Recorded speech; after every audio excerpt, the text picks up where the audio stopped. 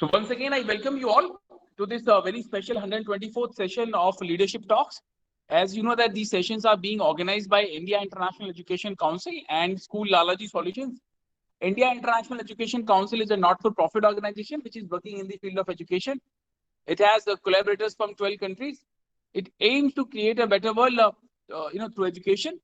Building quality centers for elementary education approachable for all kids is another aim.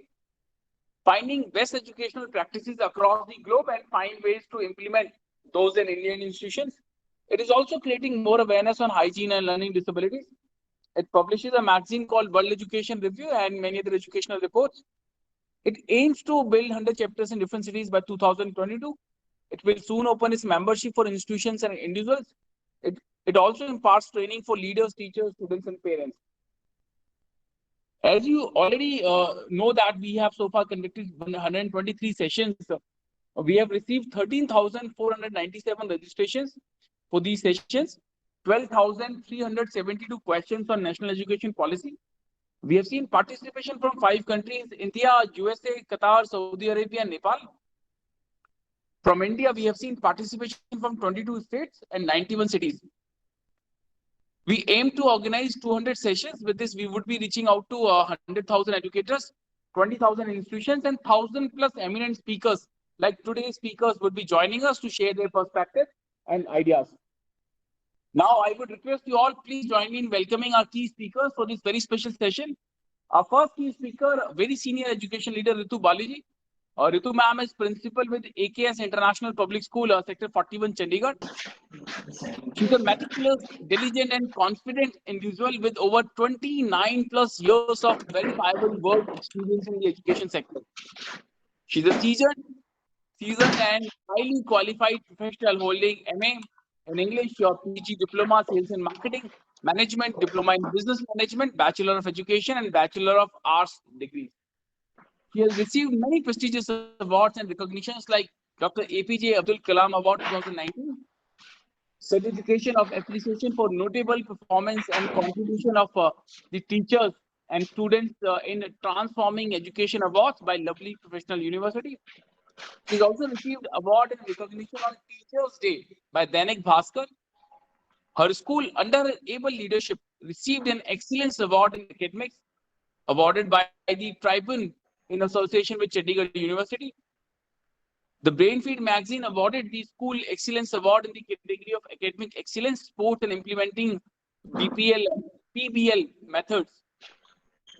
A certificate of appreciation and participation was awarded to AKS International Public School in recognition and appreciation for joining hands as Green Republic with the Conserve My Planet to build responsible communities that recognize the importance of conserving energy and the environment. We welcome you, Ritu ma'am. Thank you for joining. It's an honor to have you. Thank you so much. Thank you so much. Welcome, ma'am. Our next key speaker, another very senior education leader, Mona Bhattji. Mona ji is principal with the Bhavnagar Public School, Bhavnagar, Gujarat. She's an accomplished and passionate education leader with decades of experience in education. She's a joint secretary with Early Childhood Association, Bhavnagar chapter, vice president with the team of Igniting Educators, Bhavnagar Preschool Association. She is also the admin with the Parent Station Bhavnagar. She has been teaching students of almost all grades with a special inclination towards early childhood education. We welcome you, Mona ma'am. Thank you for joining. It's an honor to have you. Thank you so much, sir. Welcome, ma'am. Our next key speaker, Anupama Sinha ji. She's a principal with the KC International School, Jammu and Kashmir. Anupama ma'am has done MSc Physics, MAD with 18 years of experience. She has worked with many prestigious schools like Sanjay Gudhavat International School, Kolhapur, the Rajkumar College Residential School, Rajkot, the Sherwood College, Nainital, the Indian Public School, Dehradun, DAV Public School, Hazaribagh, and Army Public School, Ranchi. She has delivered 1,000 hours teachers training program for primary and secondary level teachers. She has also attended South Asia and Gulf Region Round Square Conference at Bhopal in 2009. She has received many prestigious awards and recognition for her contribution to the field of education. Anupama ma'am would be joining us somewhere around 15 minutes from now. So we welcome her. Our next key speaker, another very senior education leader, Sabina Keshwani ma'am. Sabina ji is a former principal with Billabong High International School, Santa Cruz branch, Mumbai, Maharashtra. She has over 26 years of enriching work experience at both the levels, professional and voluntary, along with the background of applied behavioral science at various stages and academic and administration as a grassroots field. She has received the gold medal for securing highest position in English in graduation.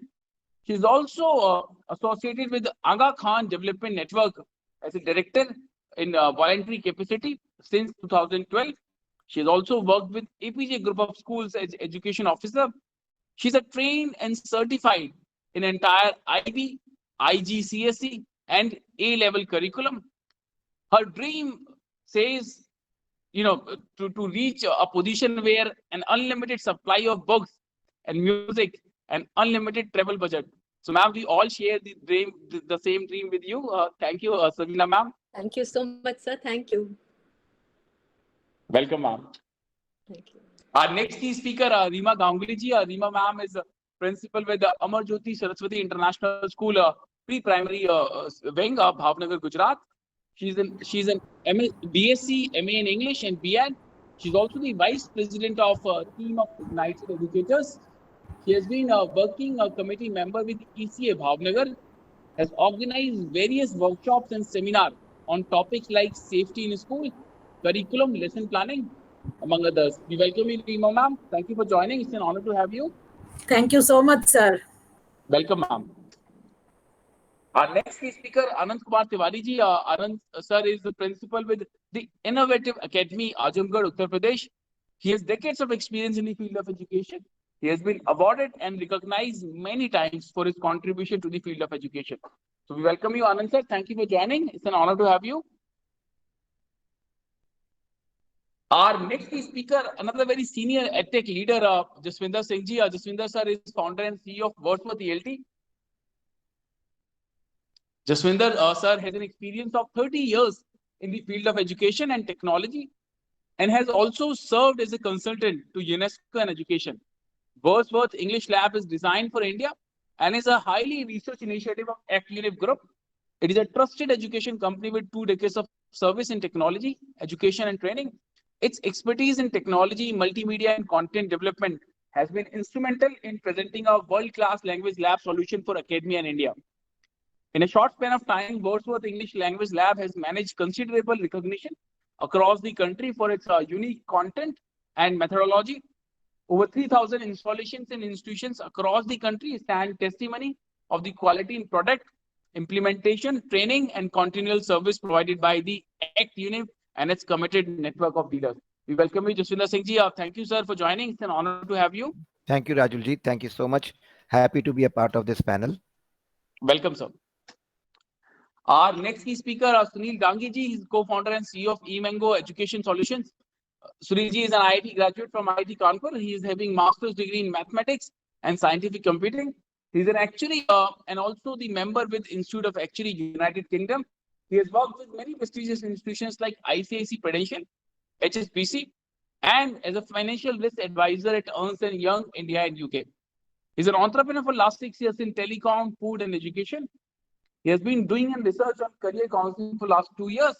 Based on that research, they have come up with a wonderful solution called eMango, which is a digital career counseling platform. So we welcome Sunil ji. Thank you for joining. It's an honor to have you. And our last key speaker for this very special session, Mr. Savio John. Savio is the National Head of Quality with Torrens. Savio is a professional musician, specifically a singer, songwriter, and guitarist. He has been performing since a very young age and has toured multiple cities performing in various venues. He is also a gospel musician and has featured on multiple TV shows. He is currently working with Torrens Music and heading quality and delivery excellence in India. Since the past 8 years, he has been working with institutions engaged in vocational education, handling business development, strategy and implementation. Savio has always been vocal about making music a compulsory subject in schools, as the creativity, discipline and communication that it demands would help students become better individuals. Savio has authored the vocal curriculum for Torrens and conducts vocal workshops across various schools. Welcome, Savio John, for joining. Thank you. It's an honor to have you. Now, I'll request our key speakers if we can come to you, for your opening remark. Meanwhile, Anupama Sinha ma'am has also joined us. Welcome, Anupama ma'am.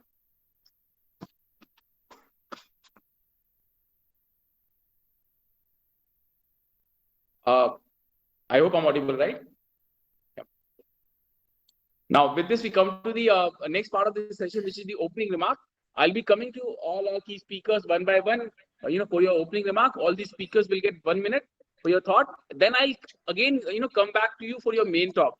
Now, with this, I would request Ritu Wali ma'am, if I may request you for your quick 1 minute opening remark. Yeah, good afternoon, everyone. The opening remark, I think we've already heard and spoken and read a lot about NEP 2020. I would feel NEP 2020 has been designed and devised to free us from the chains of British Raj that binds us even today after 73 years of independence. We no longer require an education system that aims to produce babus to do the clerical work of the Angrez officers. It is time to develop a high quality education system that is deeply rooted in Indian ethos and yet can compete in the global world. So we are looking for a system that respects diversity, the core of our country. Such should be the curriculum that fosters a deep bond of love and respect for our country and makes our children proud of our rich culture and heritage. And still be truly global citizen equipped with the 4 C's of the 21st century learning, namely critical thinking, creativity, communication, and collaboration. NEP 2020 is the right step in this direction. Thank you. Thank you, ma'am. I'll be coming back to you for your detailed remarks and interpretation. Now, with this, I would request Mona Bhatt ma'am. Mona ma'am, if we can have your quick opening remark. First of all, I would like to thank School Lalaji and India International Education Council for inviting me to join this 124th session of the Leadership Talks. Coming and talking about NEP 2020 and being an educator who is more inclined towards early childhood, I would say that implementation, every aspect of this NEP 2020 is wonderful. But as Sir said earlier, that if implemented well, we'll have it. We could see the change exactly which it brings. And main aspect which I like this, it is more student centric. The NEP 2020 is more student centric. Like we wouldn't force our kids now to learn the subjects which they are not good at. For me, the emotional and the emotional part of the student is more important than forcing the child into academics. So this drafting which has been done, if implemented well, would really bring out good future of our students. Thank you so much. Right. Thank you, Mona ma'am. You also shared the common thoughts which all educators have shared, that if this policy executed well, has a great potential. Yes, I 100% agree to it. Thank you. And Thank you. we wish that it is implemented well. So, absolutely. I'll be coming back to you, ma'am. Now, I would request Anupama ma'am, if you can have your opening remark. You are on mute, ma'am. You're on mute. Okay. Am I audible now? Yes, ma'am. Good afternoon, all. And sorry for joining you all late. See, when it comes to this NEP 2020, as ma'am mentioned, that we have been listening about it, we have been reading about it. But then the best part, which I am very, waiting for, is like this NEP is talking about the integration of the skill subjects, which is making, I think, anybody is more productive and more realistic.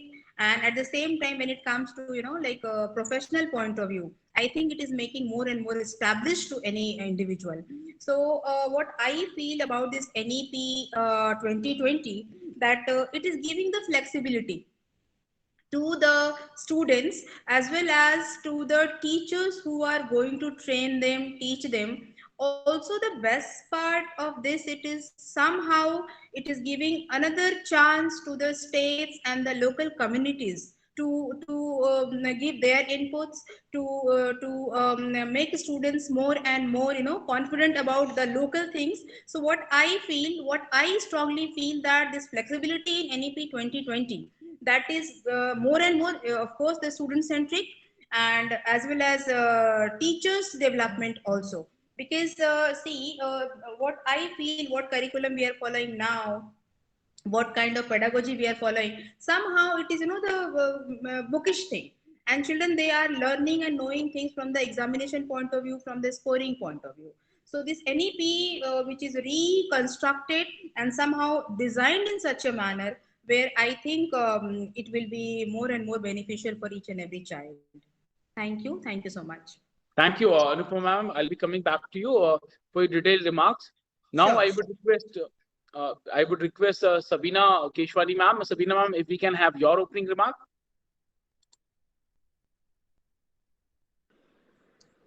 Yes, sir. Good afternoon, everyone, and namaste to everyone. I'm thankful to be a part of this leadership series hosted by India International Education Council and School Lalaji. Also glad to be with such eminent galaxy of intellectuals. Looking forward for an insightful learning. Certainly, when I reflect on National Education Policy 2020, I feel it reflects the ancient Vedic system of curriculum, and it speaks about our root, where our roots lie, the Indian ethos. And also the policy reflects on the 5 I's, that is Indian, internationalism, impactful, interactive, and inclusive, while beholding itself on the principles of equity, equality, and access. Thank you. Thank you, Sabina ma'am. We all are very excited to hear your ideas in detail. I'll be coming back to you. Thank you. Thank you. And now I would request Reema Ganguly ma'am, if we can have your ideas as an opening remark. Reema ma'am. Good afternoon, everyone present here. Today, I'm grateful to the organizers for choosing me as one of the key speakers and allowing me to keep my thoughts about NEP 2020. And also, I am very proud that I am with many of the eminent speakers, and let us see how we agree on each other's what we think about and pull the country up in education, because it is the main thing what we need now. And today my topic will be based on early childhood, because the private and public, they were taken initiatives.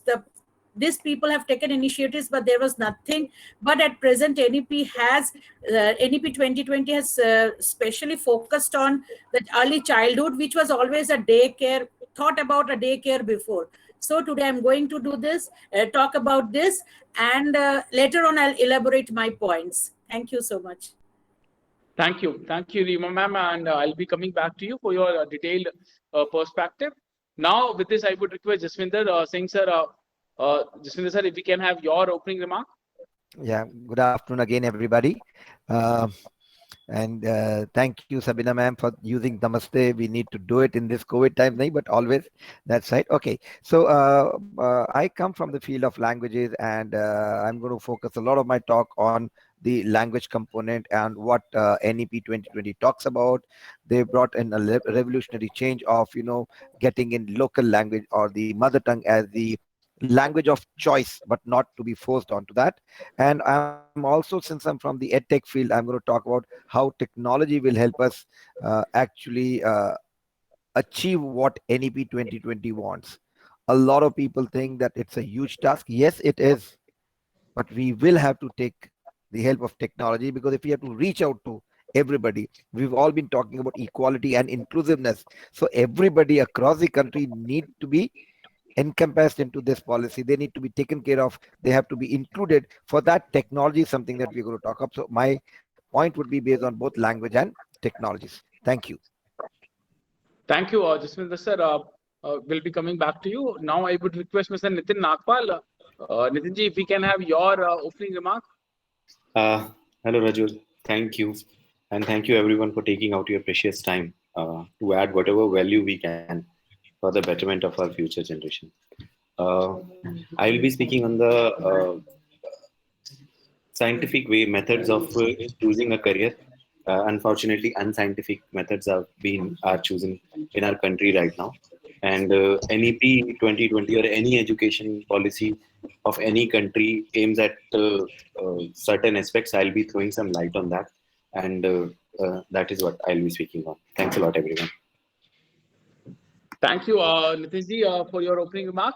I'll be coming back to you. So with this, we come to the next part of the session, which is the main talk session. Mr. Savio would be joining us, at the later stages.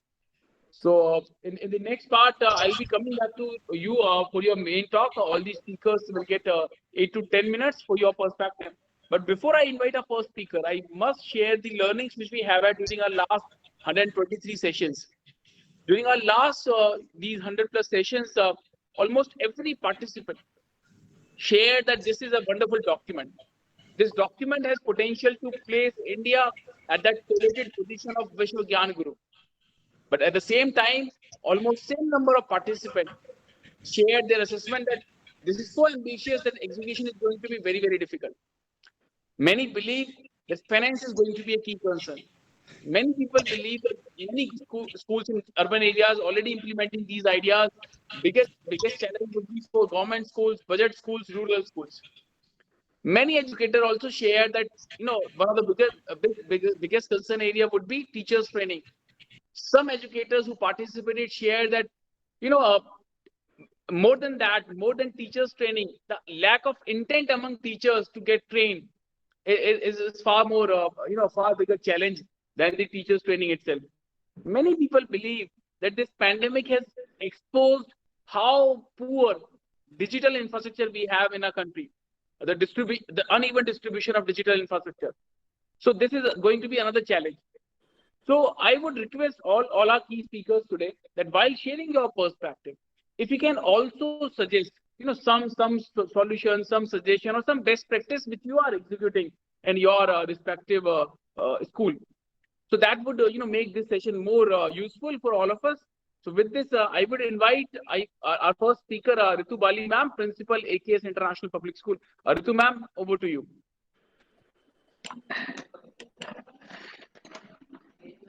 Once again, good afternoon, everyone.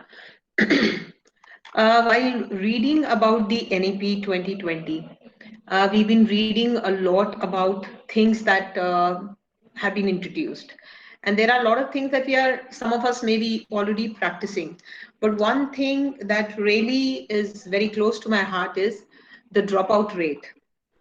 When I talk about the dropout rates in school, I'm not really talking about, the private schools in urban areas. I'm actually talking about the government schools. I'm also talking about the villages, small towns. It really disturbs me every day while going to the school when I see children children belonging to maids playing in the park. They've been enrolled in the school, but they never really last long there. I know how many maids have we pushed to get their children admitted, but we never really see them going anywhere in life, especially where education part is concerned. The best excuse they give is, Didi ye interested hi nahi hai, padhna hi nahi chahta hai, school se bhag ke aa jata hai. So we really need to go into the depth and find out why does this child runs away from school? Why does this child does not wish to stay in the school, sit on a chair and study in spite of the lure of 1 rupee like some states started, in spite of a lure of the midday meal, the promise that you'll be getting a warm hot meal at a certain time. Nothing really appeals to them. So that means these midday meal schemes hasn't really helped us out. So we really need to study this. And one of the primary goals of NEP 2020 is its initiative to reduce and prevent the high school dropout rates and ensure universal access to education at all levels. And this is very close to my heart. It's actually time that we bring back these children to school, those who have dropped out due to lack of funds. At times the families can't afford it, or simply because they are not interested. And another major problem that we have noticed when EWS children join our institutions, the language of instruction in school. The language of instruction in school is sometimes not their primary language as far as possible.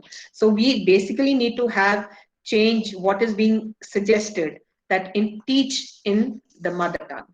at least up to grade 5, or as per the NAP, the preference will probably grade 8 in order to retain these children in schools. Because remember one thing, when they go back home, their parents can't help them at all with the studies. So if English remains their medium of studies, they end up struggling. Because there is no help at home other than beyond school, most of them have no help. So another aspect, this was one thing that was very close to my heart. And the other thing that appealed to me in NEP 2020 is the emphasis that is going to be laid on vocational education. This is something that is being ignored in our country, which is so much prevalent in Western countries. It is part of their curriculum, where you will find children tinkering with a car engine or a scooter engine or a bike engine, and you wonder, what is this child up to? I remember visiting one of the schools in New Zealand, and I asked this. There was one of a messy room there, very greasy, and I was quite surprised to see it. So the principal there, the headmaster there, told me that, ma'am, this is our workshop. I said, what is this workshop about? There were like a lot of engines lying around. I couldn't recognize, that this is a car engine, this is a tractor engine or whatever. So he told me that the children actually practice on this, whatever they are studying. This is part of their vocational curriculum, and they work on these. This is a specific. He started listing out. This is so and so car's engine. This is one. So you imagine that the child is getting a hands-on experience. So just sticking to bookish knowledge isn't really going to help us out. We take up vocational education. We are giving a bookish knowledge to the child. The child crams a couple of properties and theories and steps, how to do it, and then it's an end of story. It's never really put into practice. Another problem is that sometimes our parents have, mental blocks. Vocational education is meant for people, who can't afford a higher education. Whereas I feel, it will actually make us, self-reliant. वो आत्मनिर्भरता का जो हम आजकल इतना सुन रहे हैं, it will be just perfect for them, because we'll be able to, handle couple of repairs for ourselves. We don't have to rush to a mechanic all the time. Another aspect of vocational education is that in case, circumstances do not prove right for a child in school, the child can actually have something to fall back upon. He is skilled. He's not an unskilled person, once he steps out in the world. So that is the one aspect of NEP, the emphasis on the vocational education that appeals to me. The 10-day bagless period during class 6 to 8 for students, so that they can intern with the local vocational experts like carpenters, gardeners, potters, electricians, various kinds of artists. It will not just teach them, it will actually help them to be self-reliant. And you never know, you might develop a hobby, you might develop an interest. Carpentry is beyond making furniture, beyond making a door. There is so much in it that you can't just define that. If you mention that I've taken up carpentry, doesn't mean that I'm just going to manufacture doors and furniture. It is much beyond that. And we are looking for hands-on experience of skills, whether it's carpentry, whether it's electric work, depending upon, I feel these things to be introduced depending upon the area to which the child belongs to, whatever may be the requirement of that particular, what kind of skilled workers are required in that particular area. So the children from these marginalized communities can actually be given these kind of skills, so that, because sometimes I've seen people belonging to this background asking, what am I going to do by learning A for apple and B for ball? What is it going to help me do? Where is it going to lead me to? What kind of a career can I afford, further education beyond class 10th or beyond class 12? If not, then why do I need to learn all this? What am I going to learn by reading Shakespeare? Now, when we, club it with something that is going to ensure that the child is not going to be an unskilled labor there out when he steps out into the world, probably we'll have children coming in because we are promising them a future that is actually concrete, and actually a future, a real future where the child can envisage himself somewhere in life. So the idea of, exposing these children to local artists, craftsmen, giving them internship opportunities to learn vocational subjects throughout the grades 6 to 12, I'm sure will help. And the aim of NEP to reach the target of exposing at least 50% of learners to vocational education by 2025 would actually become a reality. Now, another thing, to check, to curtail the school dropout is that we need to start with child mapping. The schools have to begin with that, irrespective of where they are situated, so that we can keep a track where the students are enrolled. And if they are enrolled, are they attending the schools regularly? Or in case they have dropped out due to, financial issues or whatever may be the reason, are these children, how can we bring back these children to the school and help them to cover up whatever studies they have missed out in the long run during their absence? Now, for this, we need to, really emphasize. Now, the NEP is links special emphasis to facilitate the learning of all students. That is why we are talking about universal access to education from socioeconomically disadvantaged groups where the dropout rates are very, very high. And all schools now will have to be well equipped in terms of infrastructure to aid effective teaching and learning. And for this, we have already been talking about it. A conducive environment will definitely help in a meaningful learning.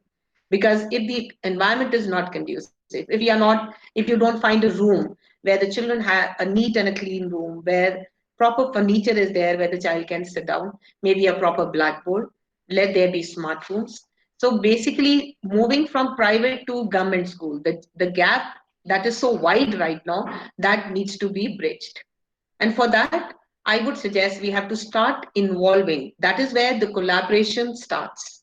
We need to involve the MNCs, we need to involve the government agencies, we need to involve private contributors who can actually help upgrade the schools, whichever area they may be in.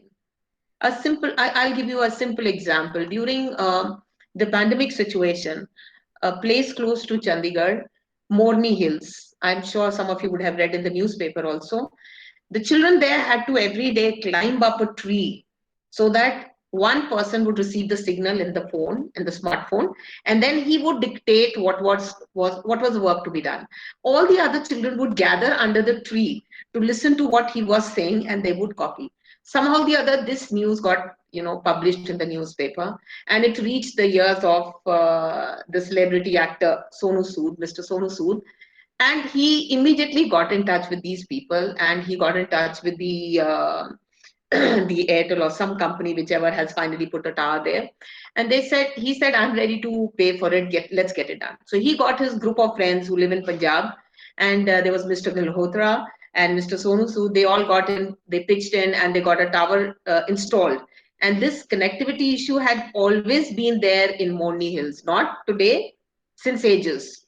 But this was the first time when it came to the education of children being affected by the lack of connectivity. And this actually brought people out. They were ready to pitch in, and they got the tower installed where it made studies easier for the children who are living in those areas. So this is the kind of things that we need to start working. We have to no longer think, only about my school, my city, my state. We have to go beyond that. And if we can contribute in some way or the other, such like schools, I'm sure we'll be bringing back these children. Because if even you are told to sit in a room which is shabby and dirty, doesn't even have a window, has no table, you're sitting on a floor in the muck there, and you are asked to concentrate and study, do any work for that matter, I'm sure we'll all give up. Today also for the webinar, we all found a corner for ourselves, which is quiet, which is bright, which is conducive. We want everybody in the house. I don't want any noise. Maintain quiet in the house, because I came back from school. So if we as adults need a quiet corner, a very bright corner to work in, we keep adding a flower pot here, a decoration piece there to brighten up our living rooms, our bedrooms, our office, then how can we expect children so small to study in those, mud painted walls where there is no brightness, nothing at all? So that is what infrastructure, that is where the infrastructure actually plays a very, very important role to bring back these children, something that attracts them and brings them over. So I'll get back to NEP. Your NEP is aiming to broaden the scope of school education. And for that, I would actually, clap for the team who has prepared the plan, that they are facilitating multiple pathways to learning. They've realized that school dropout cannot be just controlled by bringing them back to the school building. It has to go beyond that, because we have certain people who may not still, in spite of the interest, may not have the time to go and sit in the school and study between that 8 to 2 kind of a fixed hours. So the multiple pathways to learning, that is open and distance learning program, which is being offered by NIOS, it's already been there, and state open schools, if these are strengthened, that is what needs to be done. They've been existing, but most of the people are not aware of them. So if this will definitely ensure a universal access to education at all levels, because sometimes the biggest drawback or the biggest hindrance in the child reaching the school is cost of books, cost of uniform, cost of tiffin and other miscellaneous accessories that you require to go to the school. If that cost is reduced, I'm sure we'll have many children moving towards becoming literate in the true sense. Education will no longer be bound within the four walls of a school building. And this pandemic situation has proven it, where a wall became a blackboard. A teacher taught by putting up a loudspeaker in the center of the village so that children sitting at home during the lockdown could study devoid of a smartphone. So kudos to such teachers who went beyond their duty to safeguard their students' future. And that is what we all, as probably teachers, need to do, as educators, as principal, need to do.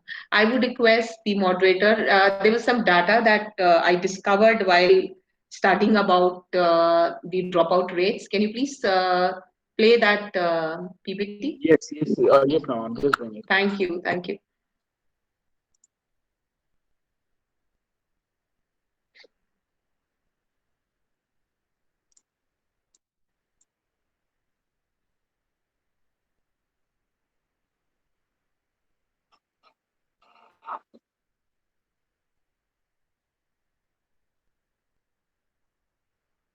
I hope, ma'am, it is visible. Yes, yes, yes, very much. Can you move the next slide? Like I said, the school dropout, it's a very complex phenomenon. And we need to remember one thing, that it does just not just affect that individual. His family is affected, because remember one thing, in normal cases, what happens? If a person is not educated, his children, the possibility of his children receiving the education is very, very bleak. That means we are leading to a family who's not going to receive any education. And that affects definitely the family as well as the local community. This was one of the data that we discovered, out of 100 on an average who register, only 70 finished school in India. And though initially there was decline in the dropout rates, but we are slowly, this pandemic situation, every organization is worried there's going to be a further decline. There are many schools, many children who are going to drop out. This was around 2018 when this report was conducted, a survey was conducted, and out of, look at the ratio of school dropout has been declining from 6% to 4%. So we had been progressing thanks to SSA, Sarv Shiksha Abhiyan, and these multiple opening paths that we have. These are some of the categories that we have to work on. This is where, one of the major reasons, the discrimination that exists in our society, which living in cities we do not realize, but exist very much in villages and small towns. And this is the condition where people belonging to various strata of the society are actually dropping out because of the discrimination that they face, the biases that they face in the education institutions where they study. These were the states with dropout rates. Can we go to the next? I think this font is too small. Yeah, the biggest surprise for me was that the gender disparity. There is no gender disparity. I was under the impression that at times there are girls who are dropping out faster than the boys. But while studying about it, I discovered there is not much difference at all. It's almost equal in number where the case of dropping out is there. And this is what is our situation actually. So we need to block this hole here. We need to actually let it. And this alternative education centers that we are talking about definitely will bring back at least the migrant laborers who keep moving from one place to the other, who normally do not have their residence in one particular space. So this Shikshak Parv, an alternative model of education. This is what we need to actively implement in our education system. So I'm sure if implemented properly, like one of the speakers said, I'm sure that NEP 2020 will actually bring a bigger, much bigger change than what it has so far achieved. Though SSA has reduced the number of dropouts, but we still have a long room. Looking at 4%, it might seem like it's just 4%, but if you actually put it into number, it's going into millions, and that is what we have to be careful about. Thank you so much. Thank you so much. Thank you, Ritu ma'am, for sharing these important and valuable points. You talked about the highlight was how we can stop that the students dropping out from a formal education cycle. You shared your assessment that this policy has been designed to make us free from that mindset of British Raj. You also talked about the various reasons for dropping out of students. You talked about the importance of vocational education, which has also received a great attention in this national education policy. You talked about why it is important to provide that, to make it available, universal access to education for everyone. You also talked about that why we need to give more focus on giving a proper infrastructure to all these students to achieve that, all students receive good quality education. You also talked about the importance of collaboration, that without collaborating, without sharing resources, without sharing knowledge, this is not going to be achieved. So a big thanks, Ritu ma'am, for highlighting these important areas, for sharing these valuable points. I'll be coming back to you with questions. Sure, thank you. Thank you, ma'am. Now, I see that Anand Tiwari sir has joined us. Anand sir, just would like to check your presence. Do we have your presence? Anand Tiwari sir?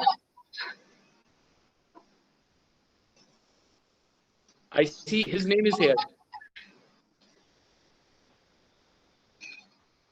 Anand sir, do we have your presence? Okay, so with this, I would request Mona Bhatt ma'am, if we can have your ideas, your thoughts. Mona ji. Yeah, as we said earlier, that NEP 2020 has taken care of all the aspects of the education domain.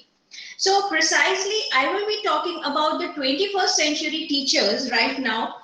How are they affected by this NEP 2020? What are the expectations from them? The challenges which they have to face and the solutions precisely. So the NEP 2020 recommends a continuous teacher education and a training, and a national education framework for the teachers' education will be drafted. That is what is mentioned in the NEP 2020 in order to guide the teachers. Traditionally, teachers used to deliver information to students much like like a sage on the stage, a one-sided delivery. And now, what we expect from the teachers is to be a guide on a side. So basically, what do we expect from teachers? First of all, to be a continuous learner. Successful 21st century educators cannot just expect the students to be lifelong learners. They themselves too need to keep themselves updated by, they are expected to keep themselves updated so that they know how to change the old lesson plans to be more suitable for this logically developed kids of the new generation. So I personally believe that this challenge can be met by acquiring new knowledge, by attending trainings, seminars, workshops, and enrolling themselves into various courses. Now, the problem here is that not all the teachers are enthusiastic to keep themselves updated. There are various factors which affect. So here is where the institution can find a middle way out. The educational institution can find a middle way out so that the teachers can make themselves updated. And first of all, and the second thing is, the challenge is a digital designer. They need to be digitally experts.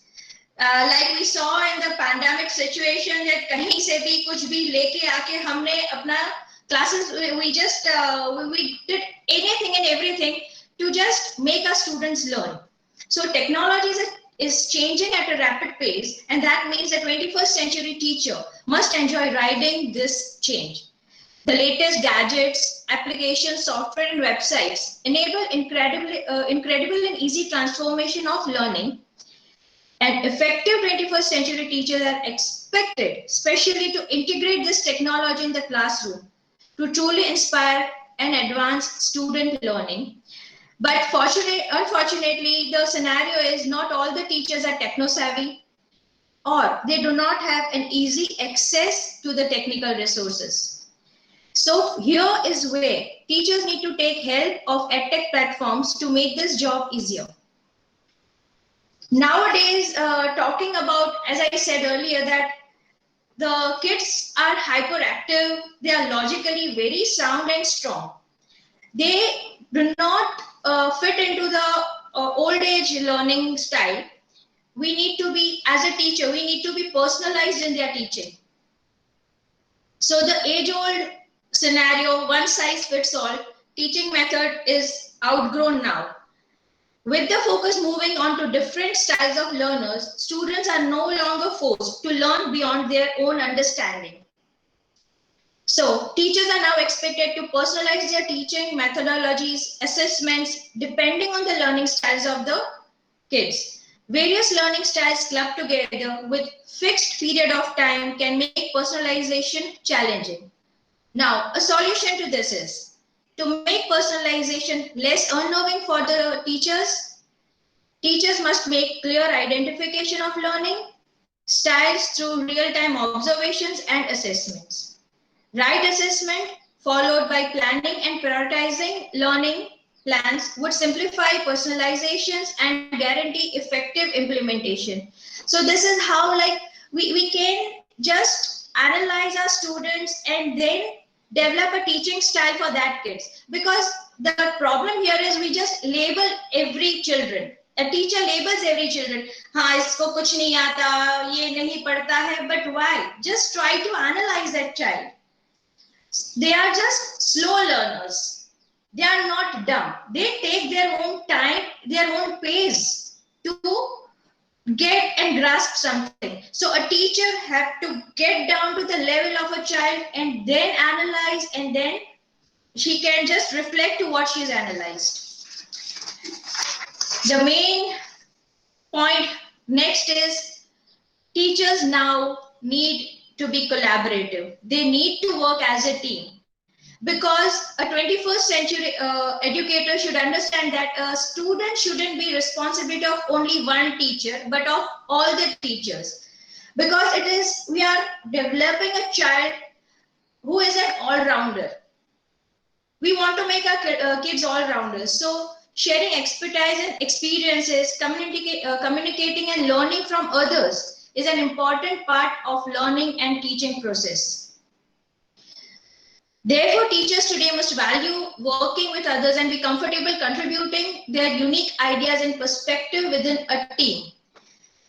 If they collaborate and work, maybe when a teacher is stuck up with some issues with a child, you have another one who can just, okay, a child doesn't learn by, we say, reading. So we have a teacher who can do that by storytelling.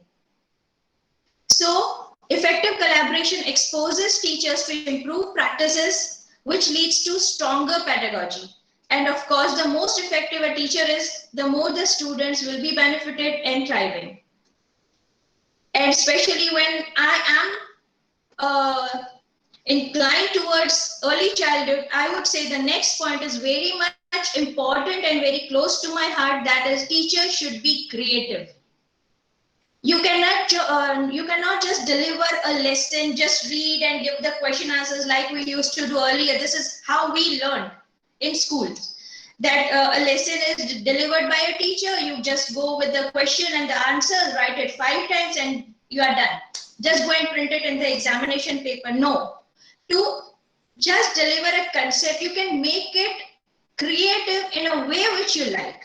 Many aspects are there to make your work, your classroom, and teachers concept. You can just easily conceptualize your teaching in a very creative way. So in a world where technology can answer any questions, we Google. चलो Google से ले लिया question पूछ लो, Google ने answer दे दिया. नहीं, just get into our creativity, our imagination. This is how the child will also be able to learn things easily and in a creative way. The sixth point I would like to say is teaching dynamic kind of curriculum. Teaching now is not just limited to books, as I said earlier. It has moved beyond the four walls of the classrooms. And that is where the kids will really learn something. Because life is not just books or the classroom. Afterwards, in future, the kids are going to get many question and answers from life. So modern education demands dynamic curriculum that encompasses content, competencies of the child, essential skills aimed at overall development of a student. And that is where a teacher's job rises and the teacher needs to get into action. It is not just delivering and checking the question papers. Teachers are required to create student-centric curriculum that doesn't just pique their learning interest and abilities, but also instills critical, creative, and cognitive thinking, acting as a base for lifelong skills of development. So this is a challenge for the teachers, and let's see what the teachers can do. The teachers can overcome this challenge by creating a curriculum in collaboration with students and their learning plans. Regularly review its effectiveness and update that particular curriculum if necessary to meet the learning needs of a student.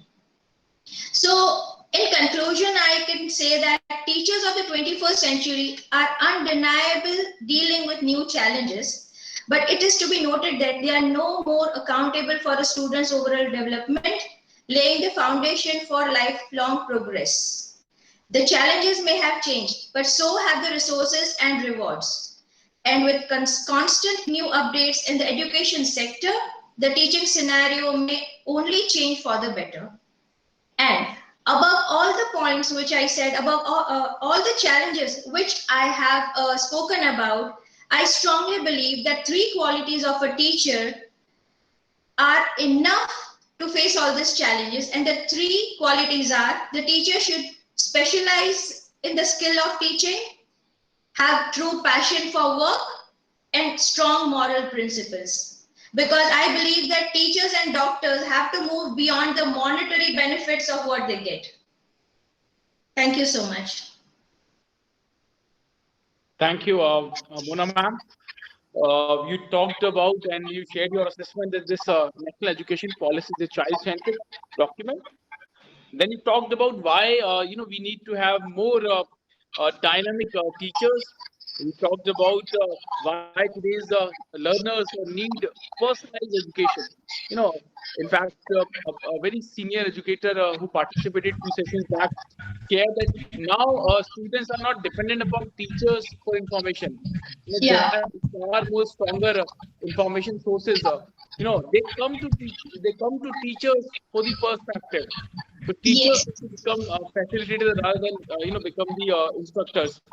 You also talked about why teachers need to find innovative and creative ways to cater these new age learners. You also talked about that, and you shared your assessment that teaching and learning is now fully beyond to those four walls of classrooms. Very true.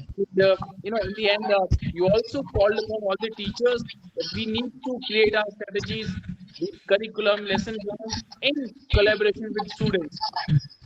So thank you, Puna ma'am.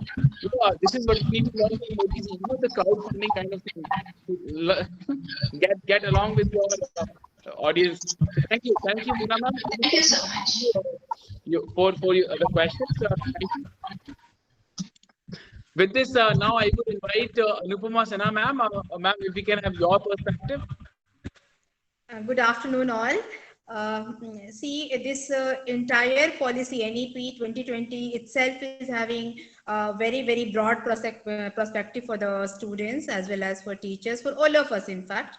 So when it comes to NEP 2020 curriculum and pedagogy, so the reconfigured curriculum, it is mainly speaking about first, it is 5+3+3+4 pattern, where it is completely redesigned. And again, as I have mentioned in the starting only, it is having the integration of so many essential subjects and the skill subjects. It's not only the knowledge which is bookish and required from the scoring point of view. So when we talk about the pedagogy of school education, now it is going to be like 5+3+3+4, and this design with an aim to make children more and more responsive as well as relevant.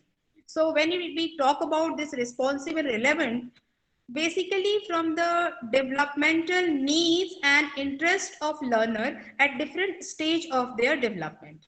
So when we talk about the curriculum and having this pattern of 5+3+3+4, we see that yes, the curriculum is given a kind of flexibility, as I have mentioned in the starting, that vocational courses are going to be introduced more and more. And the best part is the curriculum is going to be designed in such a way to make children more and more independent.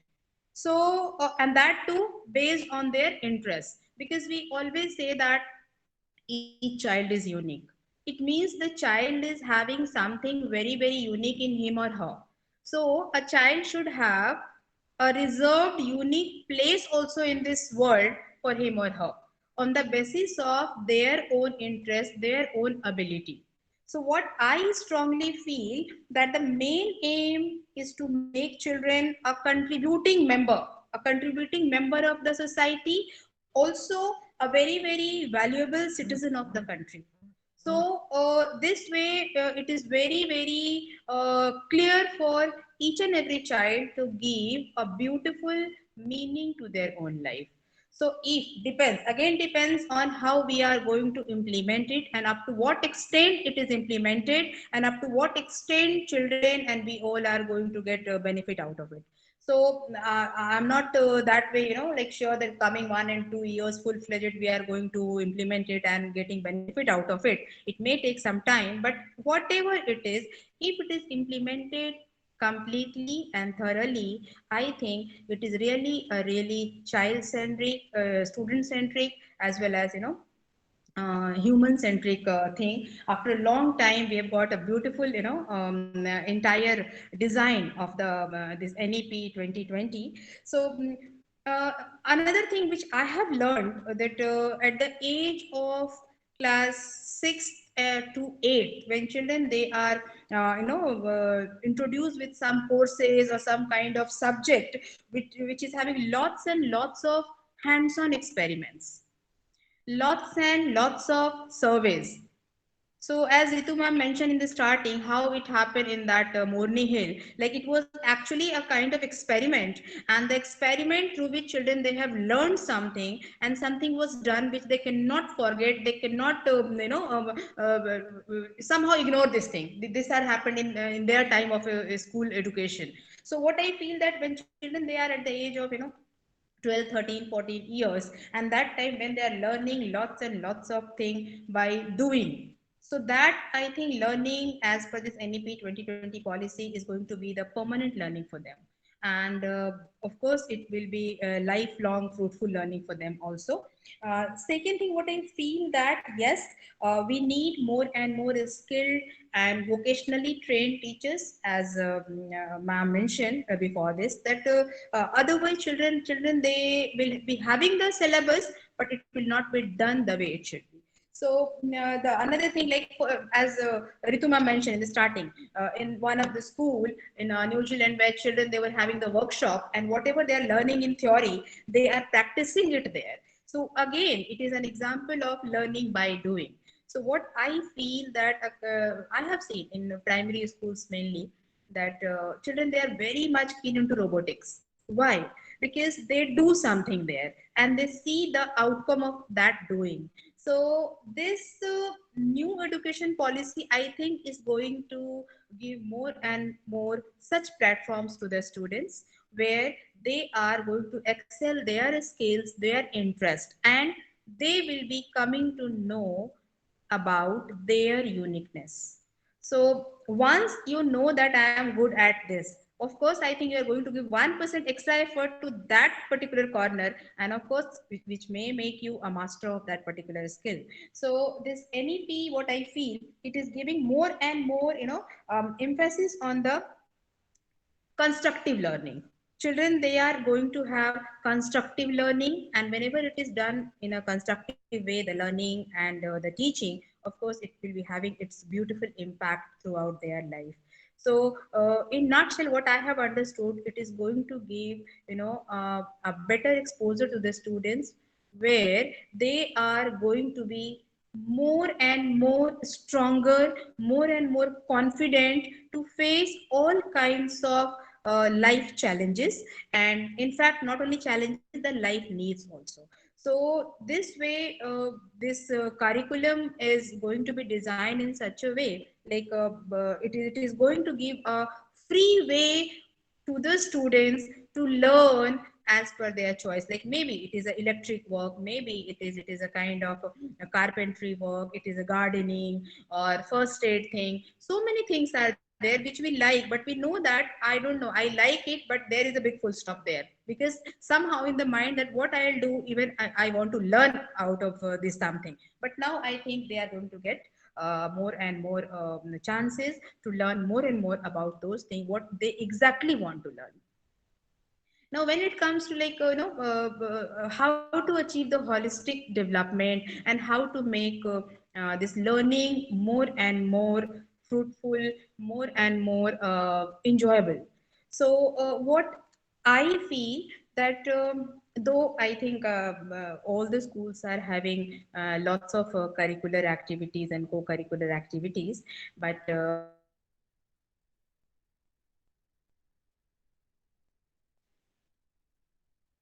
about the syllabus, what about the curriculum and all. But what I feel that when it comes to holistic development of a child, he or she should be given lots and lots of curricular as well as co-curricular activities, and there should be a very proper balance between these two curricular and co-curricular activities.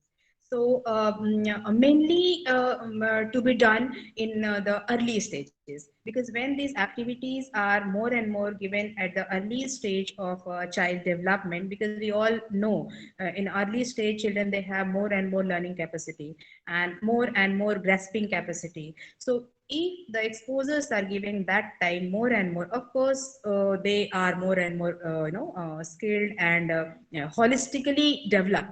So this holistic development, what I feel, is not about a kind of 2 3, it is having so many various dimensions. First, when it comes to its physical skill development. So what I feel that motor skills and children, their motor skills are so active, in it is in the process of making, it is in the process of functioning, and this way a child who is in class 1, class 2, class 3, that time he or she can face all kinds of challenges, by using the motor skills, when it comes to their emotional skills, social skills, when it comes to their intellectual skills. So all these skills can be enhanced in a better way, in a more speedy way at the early stage of their childhood. So how to achieve this entire holistic development, I think our school should never be hesitating to have lots of activity based learning activities in the school. Maybe it is in the classroom, having the flipped classroom, having the peer learning, whatever it is, but yes, it should be practical based learning. So that helps a child to have a proper grooming as well as the proper development, because gone are the days when parents, they were having so much of time for their children. Parents, they don't have time for their children, where they want, but they are also somehow bounded to have their own schedule and to complete their own work. So I feel school is a place where these all things can be done. And this NEP, I'm very, very hopeful that NEP is going to help us out in this way, where a child can have a complete development of his or her, and can excel in his life and can give a beautiful meaning to the life. Thank you. Thank you so much. Thank you, ma'am, for these valuable points, valuable thoughts. The key highlight was that NEP is going to create an environment that is, conducive for that much talked about holistic development of our kids. You also talked about that NEP is giving more flexibility, you know, to do with this experiential learning. You also talked about, why we need constructive learning. You also talked about your assessment that NEP offers an opportunity for a better exposure to students. You also talked about that the importance of life skills, and NEP has given a great attention to life skills and how it is going to benefit our generation. You also talked about that, if executed well, this NEP would help our students to get more exposure about different kind of, real-time activities. But you also called upon all the educators that we need to find balance between curricular and co-curricular activities. In the end, you talked about that we must have our good focus upon the practical and activity based learnings. So thank you, Anupama ma'am, for sharing these very useful and valuable points. I'll be coming back to you with questions. Thank you so much. Thank you, ma'am. Now I would request Dr. Sabina Keshwani ma'am, if you can have your ideas and thoughts. Sure. Thank you, sir. Namaste, everyone, once again. I sometimes wonder, it is said in the scriptures, Acharya Devo Bhava. The role of a teacher is so esteemed, but I don't know where it has lost, If we look at our roots and if we look at the scriptures and the earlier times, Vedic times when the education originated, and certainly it expanded through the mix of cultures and civilizations. But in the earlier time when the guru used to enter, the kings used to stand up, that kind of respect, that kind of reverence. So where it has lost and where we are missing all that. Just want to give an example of a movie, Front of the Class. The Hindi version, Hichki, had come, and where the lady was suffering with the Tourette syndrome. She was so keen and desperate to become an educator that she was giving her interviews, and I think she gave interviews at 18 places. This is in regards to the importance of an educator in the NEP. So even the parents gave up. Parents said that your role in the educator will be you have to teach, you have to talk continuously. You are unable to do that because of your syndrome. She said she wants to. Finally, she got this in one school as an educator, which was her own school. And that was also the batch which was given to her was kind of everybody had given up. Even the principal, even the vice principal, and 14 students were there in the class, which were from the very, very low economic background. Mischievous students, some were actually having some kind of learning issues, and no support from anyone, no support from any of the stakeholders. And the principal said, okay, you lead this class. Ultimately, with this kind of syndrome, Tourette syndrome, she became the principal of the school in the end. And that's the real story. And how she turned around the table, with those students. So what was that in that teacher? Certainly when the school teachers come for the interview, they say we have a lot of passion, we have done MPhil, we have done PhDs, we have done MEd, we have done from London, we have done, they come with n number of qualifications, n number of skills, and they exaggerate and they come. And when you actually, give them the class, when they take the live class, that energy and that passion, I don't know where it is lost. So somehow, you have to tell them to, it's a very sad part. At certain point of time, you need to tell them that it's not working. They cry in my cabin and they cry in front of, some of the heads there. but the teacher has to say, I'm so and so qualified. But I said, your doctorate is not functioning in the classroom. So where is that passion? Where is that collaborative and interactive learning? What is the role of the leadership? Sometimes we reflect, we try to question that where this kind of, the teaching abilities and the skills which you have gained in your degrees, where it has gone. So sometimes I also feel it's quite mechanically repetitive, It becomes so mechanical. There may be various factors to it. I'm not blaming an educator, but with this, the NEP has focused on teacher development program, the professional development. I think the fifth chapter talks about that kind of intervention. So what we do in our school, we try to, in a 15 days, when we have a micro teaching, we insist that not only the subject teachers sit in the class. Suppose when a new teacher comes in, the experienced teacher handholds that teacher, and so that she becomes quite fluent in the class. And then we guide them, but all the educators, maybe at times it is difficult, but most of the educators sit for that 25-minute sessions to get the hands-on skill, how they are teaching mathematics, how they are teaching physics. They may be taking, like biology, or they may take some other subjects. They take social sciences, but how you can actually weave the knowledge, So how you can generate that knowledge learning, it is kind of a spirally linked up. So that is the way you gain knowledge. You kind of, cross-fertilize your ideas. The other teachers gain from your methodology. Maybe your subject is the teachers may not have, because they are experts of their own subject. But the way you handle your class, the way you deliver your techniques, your strategies, your skills, your abilities, your thinking pattern, your managing of the classroom, how you generate the enabling environment in the class, that you can always share. So that is one of the technique what we apply in Bong in Witty International, where I worked as a principal. I'm currently working as a head of school. So where we apply all these techniques, and certainly that gives kind of confidence. Second, we also run the support classes. So when pay some amount to that educators who actually identify the learners who are weak in mathematics, weak in French, and after the school hours, or maybe on Saturdays, we have that very nominal charge we take from parents, just a penny is a pinch, so that they become responsible. And we try to disseminate to students and give them the academic understanding, the conceptual understanding where they are lacking. Maybe they are in grade 9, but they don't know the grade 7 mathematics. They don't know the grade 7 French. Parents don't know French. So how we can actually accommodate all this? So we try to rope in all these methodologies.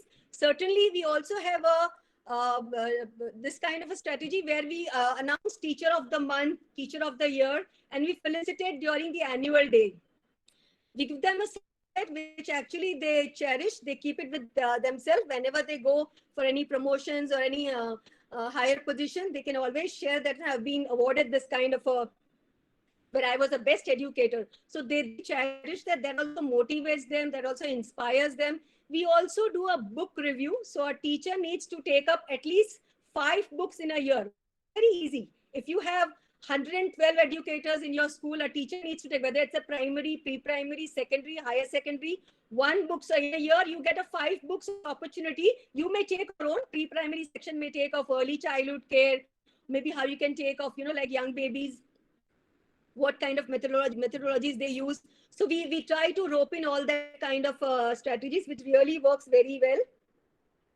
Also the movie Coach Carter, it is a very good movie on the basketball, so we show it to the students also, and also to the educators, so that they try to interpret. It is about that, the students always wanted to win, and they were very good at basketball, and the coach was very efficient.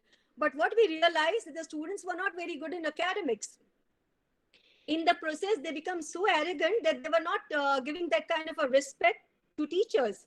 So then the coach actually in that movie, very beautifully scene-wise, it has been shown that he taught them that you to gain the mastery in your sports, you also need to respect your teachers. You also need to gain some points in your academics, which will add the glory here in your sports career, just to make them aware about that you need to balance.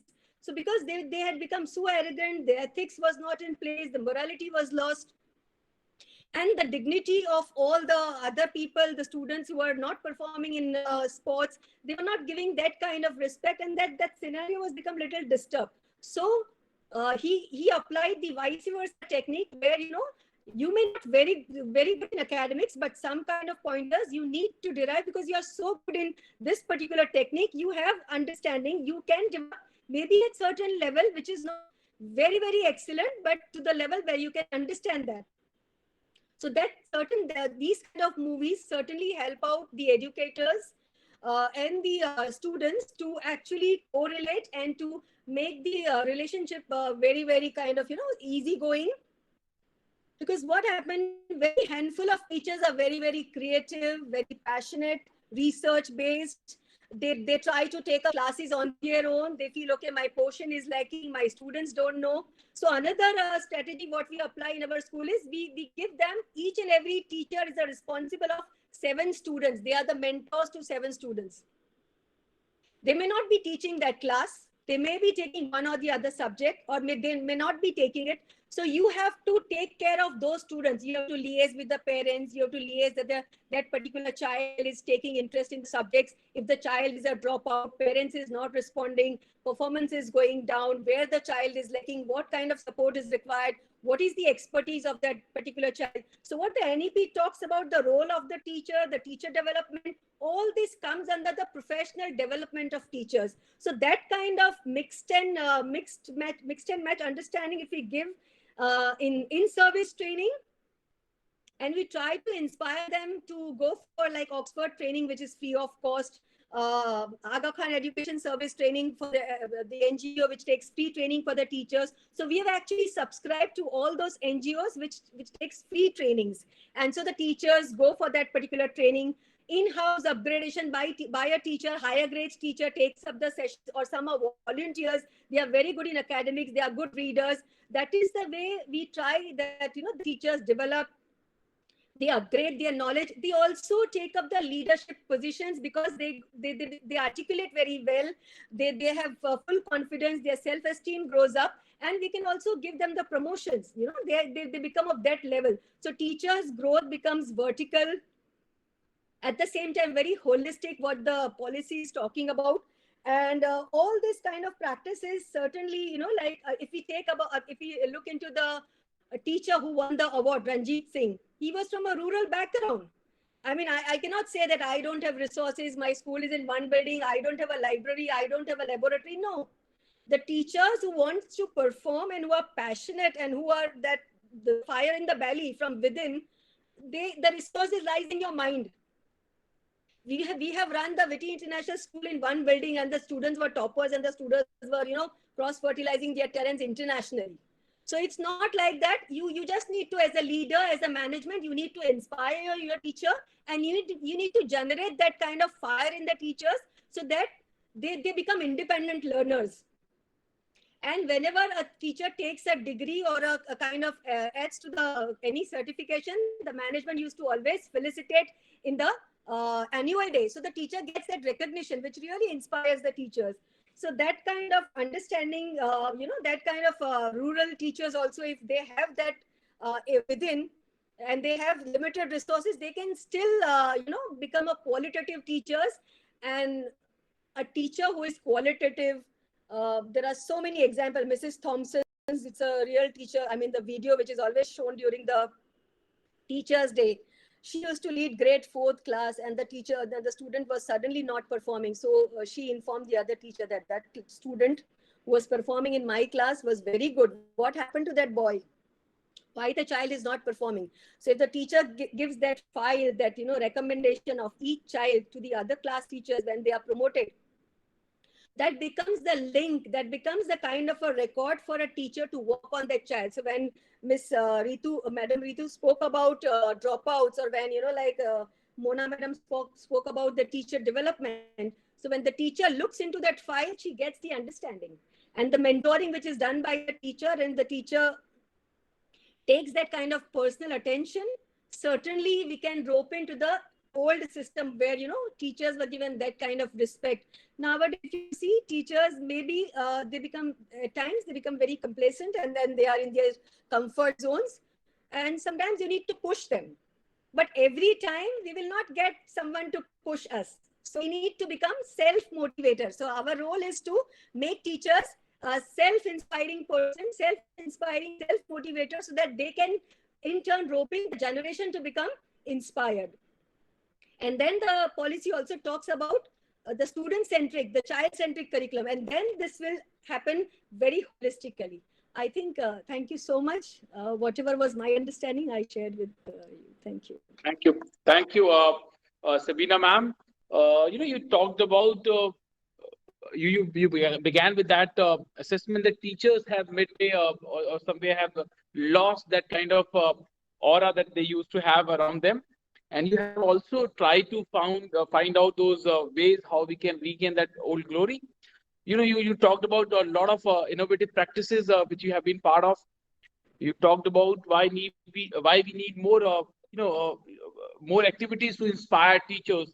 And this was a key highlight of your talk, that we need more inspired teachers rather than fancy infrastructure. Inspired teachers will do wonders, and we have several examples. You also quoted some of them. You also talked about few of very interesting activities and very effective activities for teachers' development.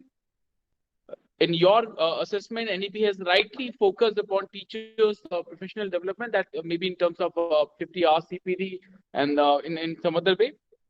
You also talked about teachers' personalized attention can do wonders in the lives of students. So that needs to be that needs to be taken care of. You also talked about how and why teachers' empowerment can change our entire education system. And to implement this national education policy successfully, we need to have empowered teachers. Yes. We need to collaborate. We need to find ways how we can do that. And we also need to have those self-motivated people who come forward to become teachers as their first choice. Exactly. Thank you, Sabina ma'am, for highlighting these important parts, for sharing these valuable thoughts. I'll be coming back to you with questions. Thank you, ma'am. Thank you for the opportunities. Thank you. Thank you, ma'am. Thank you. Now, with this, I would request Reema Ganguly, ma'am. Ma'am, if we can have your thoughts, your ideas. Yes, sir. I want to focus on early childhood. Actually, this 2020 pandemic, the COVID-19, has have a deep effect on this pre-primary schools, the early childhood, because till now, till the NEP 2020 precisely said something about this early childhood. Previously, it was early childhood was